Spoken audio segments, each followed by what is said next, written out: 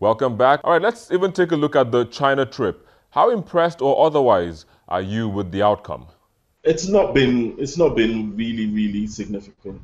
If he had spent 20% of his time making foreign trips to significant nations where there's significant interest in Nigeria, and he spent, a good 40% of his time dealing with the primary uh, business interests in Nigeria and legal interests in Nigeria with regards to coming up with a framework, something that can be implemented with short, medium, and long-term timelines. I think his presidency would have been more effective.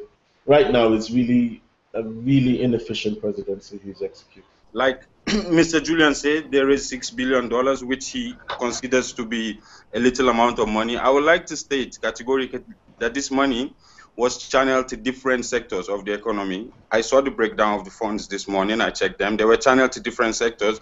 And very recently, the IMF adopted the yuan as a international foreign reserve. So Nigeria going in that direction is a very welcome development, considering the trade volume between Nigeria and China. And we Nigerians have to change naira to dollar, then back to yuan. This is a very strenuous process. And with the hegemony of the dollar in the current today, Nigeria adopting the yuan as part of its foreign reserve, I think, in my opinion, it's a very welcome development if you consider the trade volume between Nigeria and China. Using yen as our reserve, I don't buy that policy because that is a currency the Chinese they devalue anytime, any moment. And you see, the Chinese they have a lot of influence in the US Parliament also, whereby they lobby politicians a lot and they devalue their currency. So if you are borrowing money in yen and you are going to pay back in yen, you cannot even finish paying that money because they are going to devalue the money every time. It's not a reliable currency, and that's the policy Chinese they are using to boost their economy. Any moment from now, you will hear that they will devalue their currency. So if you want to borrow from that country, it's better the money should be in dollar. You pay back in dollar, not to pay back in a currency, because that yen currency is not a stable currency, which they can devalue any moment, anytime. On the devaluation of yuan that Mrs. Sonny did mention, I would like to state that China is like no any other state in the world. First of all, it's like a communist system, but China is the most capitalist country also in the world. They care so much about trade that they control the state. The currency is actually state controlled. The inflation or whatsoever regarding the currency is state controlled. For the last 10 to 15 years, China has had a double-digit growth rate. For the exception of last year, China has had a double-digit growth rate. So this shows you that there's a lot of confidence in that currency, that it was recently adopted by IMF as a foreign reserve currency. So this issue of Nigeria adopting part of its foreign reserve, I quote again, like part of it, not all of it,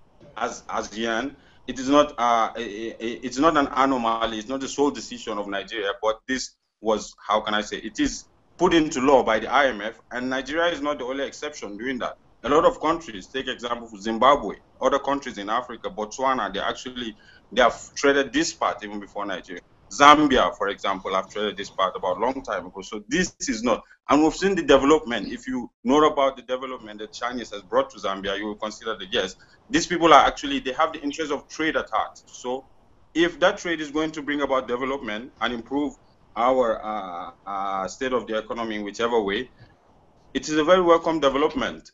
All right, Julian, let me just even ask why you are so adamant that nothing has come out of the president's trips so far. Yeah, so I'm saying a year into a new government, we've had a lot of talk, a lot of press, but we're not seeing practical, short-term domestic issues being addressed. And that's what we want to focus on now.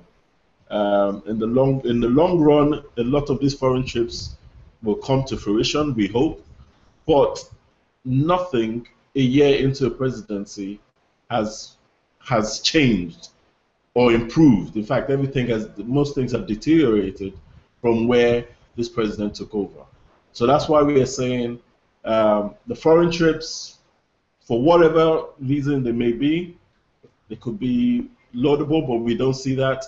But now focus on the short-term, practical, implementable, deliverable items that the people can see. No, we wouldn't say things are all rosy at the moment, but insinuating that nothing has happened, nothing has changed. I think Mr. Julian is actually overstretching this fact because, to an extent, you and I have heard of the success that's been recorded against the fight against insurgency. Our people have, even international institutions has more confidence in our systems now. Our judiciary has more system. Our system of judiciary has more, people have more confidence in that system, actually. This is something that we need. It is a tier of government that is being exploited. Over the years, we hear of cases, people being brought and not prosecuted and whatnot. Our system, if we can actually achieve that feat, I think we are heading in the right direction. And up until now, I don't see any administrations that has there gone to that to try to fix that. I'm not saying our judiciary is corrupt, of course, please don't misunderstand me, but I'm not saying there's been any significant probe of the so-called big men. You get what I'm saying? Our politics, the nature of our politics is changing now from a politics of the belly where we just want to feed off our relations or whatnot to a more logical and policy oriented. We have institutions now. Most of our institutions were operating informally. It is who you know that matters. Now, our institutions are actually moving towards the direction of being formal institutions. And like I said earlier, democracy is channeled through institutions. If our institutions don't work, we cannot have the dividends. All right, guys, we have to go. But before then, what will be your last words? I think the domestic arm or the domestic leg of his presidency should now come to the fore. He should engage. He shouldn't shy away from us as he does when he's back in the country. He should really engage the people, business, and find out where we want to go, what the future Nigeria should look like across all spheres, and give us the power using his government to create the framework that allows us to go in that direction. So I think it's really supposed to be domestically focused. Any money coming in should not be tied to particular countries or regions.